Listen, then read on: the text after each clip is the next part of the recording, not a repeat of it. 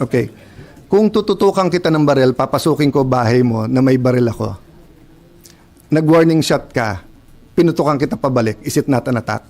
Sorry but I don't think there's any question. The Senate is under attack, was under attack. All of you, your lives were in danger last night. I know it's your job to ask a question, but you will tell me, pagka may nagpaputok na warning, hindi under attack yun? My God. We're a democracy. This is the Senate of the Philippines. Please naman. Di ba? Yeah. What do you think happens when there's no democracy? Who's the first casualty? The media. Wala nang media kapag wala.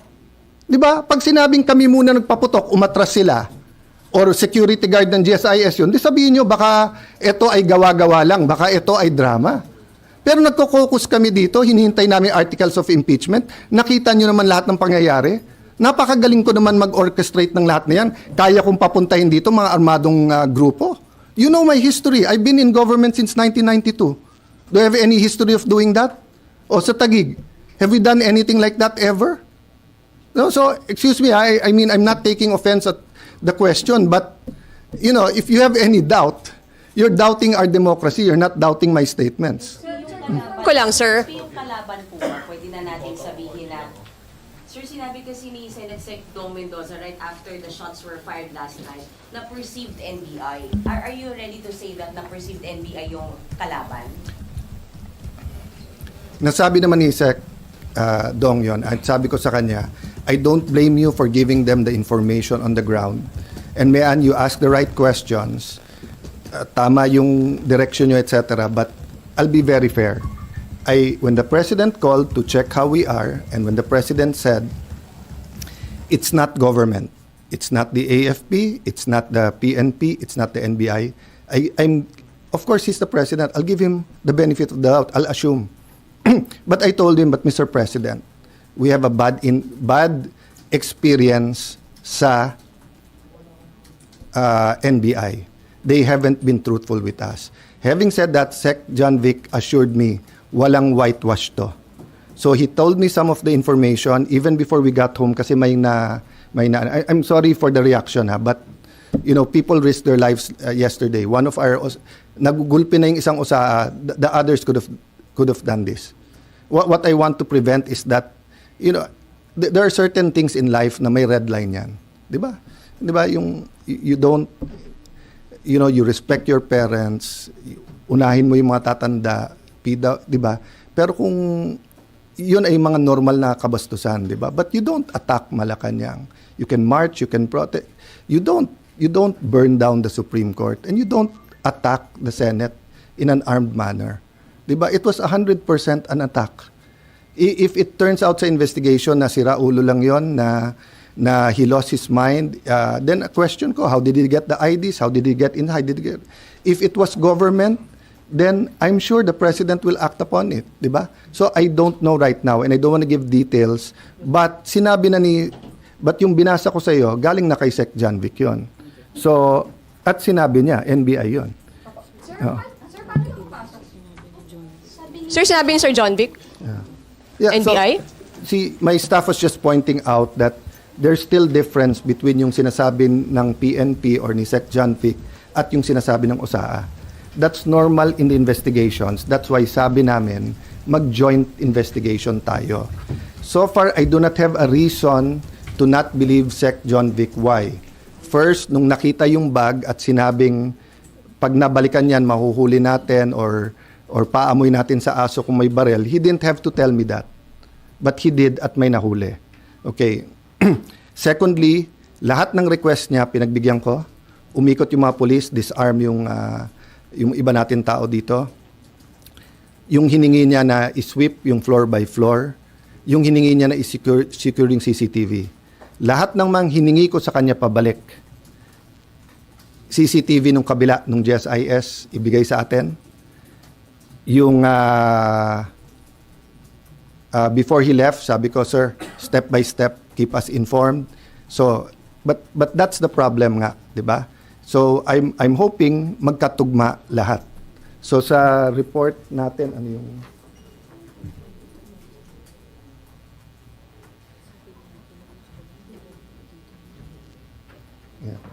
So, sa report kay Sec. John Vic, nakababa yung barel.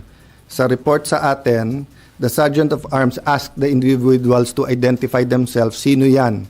A loud male voice from outside answered, NBI. At that moment, one of the armed individuals was seen immediately raising and aiming a long firearm toward the direction of the QRT, PNP, and OSA personnel. The Sergeant at Arms ordered the individual to lower his firearms on the ground. The individual failed to comply, instead assumed a tactical position, prompting the Sergeant at Arms to fire warning shots, after which the exchange of gunfire followed. The exchange lasted approximately 3 minutes. So, siguro you could see why I was upset. Because yung Sergeant of Arms, hindi ako naglagay niyan, ha? I wasn't Senate President before this. I forget now kung si Senator Cheese or Senator Subiri, no? But he's a respected general, okay? And you don't get to be a respected general by being a cowboy or gung-ho na hindi ko lang gusto mukha mo, paputok na, 'di ba?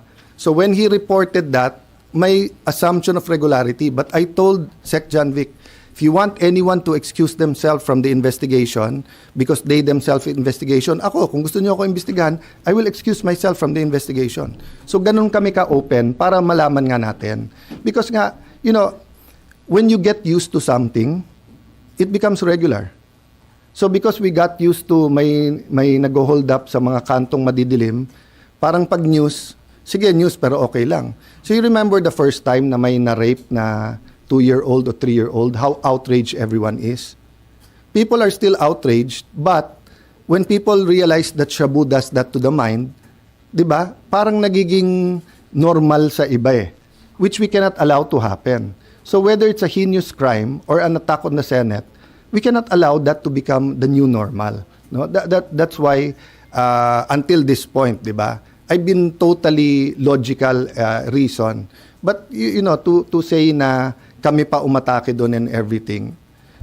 I could have, if Senator Bato and I wanted to plan him going out, it's very simple. Sumakay siya sa kotse ko and I'll bring him out. Why? Hindi naman siya under arrest eh. 'Di ba? So I do not know why he did it that way. I haven't talked to him. 'Di ba? But what I know is that he's not under arrest and hindi pa pinapakita hanggang sa amin ngayon ng NBI. But I do believe the President that he did not send anyone here to enforce that warrant. So ang question ko nga is, why were they here? And pag ikaw ay nakita na at sinigawan, even assuming tama, nakababa yung barel, nagpaputok ka sa taas, warning shot, what do you do? Don't you show your badge and put up your hands and leave? Bakit siya nagpaputok pa balik? Knowing this is the Senate. So, for me, you know, we really have to know the truth. And by the way, that's why the last statement I told Secretary John Vic and Chief PNP Nartates before they left is that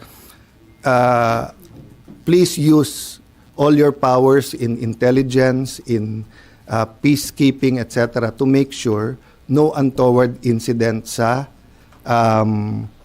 impeachment. Nung una nga, parang ang reaction, akala nila I was talking about government. No, sabi ko, I'm asking for your help, your expertise. Tell me what we need to do because nga, this simply cannot happen. You know, if that happens, people are going to just keep pointing fingers. Sasabihin nung itim, gawa nung puti. Sabi nung puti, gawa nung itim. Sabi nung pula, gawa ng blue. Hindi tayo matatapos dyan. But I believe they're using forensic science to, the fingerprints, the CCTVs and everything to get there. Sir, paano nakapasok? Sir, paano nakapasok yung armed men? Sorry? Mawawala na po ba yung protected custody ni Senator Bato after nangyari? Well, you're under protection while you're under our custody. Diba? So, for example, yung kay Jun Losada, it was a different situation, but he was still under the protection because nagpaalam siya. Nalilipat kami ng Green Hills. So, I will still insist on his rights. Diba? So, meaning, if he'll be arrested now, I'll go to him and I'll just ask, sino nag-aresto? Do you have a warrant? And if they say it's a foreign warrant, I will ask them, pwede bang sa korte natin dalhin to, hindi sa Hague? Pwede ba siyang, di ba? So, do that. But, pag nandito sa building, syempre, I have to look muna ano yung warrant at alam nyo na yung stand ko. So, in that sense, parang siya nag-voluntary umalis sa protective custody ng same example ko sa inyo kanina, di ba? If the media comes may naghahabol sa inyo, hindi nyo sure kung police, hindi, wala namang warrant, pero yung tingin nyo wala na yung threat, gusto nyo na umuwi, pwede naman. Sir, paano nakapasok yung armed men? I don't, as of this time, I don't know. Yeah, as of this time, I don't know. Sir, also, on ba to? Well, kasi yung nahuli, inutusan daw siya to retrieve the tactical bag. So that means, the tactical bag. So that means they were already inside. Oh, kasi medyo nagpipilit akong lumabas sa office nung nangyari. Pero ayaw ng mga security. And they said hindi talaga secured dito. And Secretary John Vic told you NBI. Yun ang request niya, Secretary John. Yung sinabi niya kagabi, ayokong kasi usapan namin hindi mo na babanggitin. But yung binasa ko sa inyo ngayon, galing kay Sec. John Vic yun. John Vic Oo. na May konti lang difference kasi sa... by the way, hindi ibig sabihin galing kay Sec. John Vic, sinabi niya. Ibig sabihin yung investigation nila, nakababa yung barel. As of yung atin, nag-tactical position sila. yung kalaban. Yung kalaban. Usa-usahan, sir. Oo. Nagpakilalang NBI. Yes. Give that part then and yung part na sinabi ko. Sir, I don't know. Pero SP, dahil umalis siya dito, wala na siya sa protective custody Yes. ng Senado? Yes. Voluntary siyang umalis. What we're protecting actually is the sanctity of the Senate, hindi siya. Like any other citizen, he has his rights. As a person, as Alan Cayetano, as a lawyer, I'll protect his right kahit saan siya. As Senate President, I'm protecting the integrity ng Senate. Na kung mag-aaresto ka dito, dapat legitimate, dapat coordinated, at kung wala ng legal remedy, we'll allow you, but better, we'll convince him to surrender. So now he is on his own. Our prayers are with him. Anong details sa SP on how he was able to get Hindi ko pa nakita. There were reports that Senator Robin covered. It's just like using PS car. It's not illegal. There's no warrant of arrest. Walang obstruction of justice because you know to obstruct justice you have to know. So kung hinahabol ka nila, walang mapakitang warrant sa akin, tinago kita. Walang obstruction of justice 'yon. Pinakita nila sa akin yung warrant, 'di ba? Tapos nag-plot tayo na itago kita. Sir, as a lawyer, sir, is Senator Bato Not yet. There's no warrant eh. Sir, when the warrant by the ICC was made public on Monday, so how did the Senate treat it? Because as far as you're concerned, you're saying that there's no warrant, but the ICC made public the warrant against Senator. Who will we believe? ICC mismo nagsabi nung Sunday, wala. No, Monday, sir. Kaya nga, tapos, so Monday lang nila lumbas. Sabi ni Trillanes, 6 months na daw yun eh. Sir, yung warrant. No, no. I'll clarify that. We don't take judicial notice of that stuff. You have to come to us and present it. So kung meron sa internet na one of you may warrant of arrest, hindi ko na kayo papapasukin ng Senate at arrestuhin ko na kayo? Hindi ba dapat pumunta dito yung police na dala tapos sinabi? Oo. The application for TRO by the Supreme Court, even by Senator Ronnie De La Rosa, is actually a reflection that he himself recognizes that the ICC warrant exists and is valid.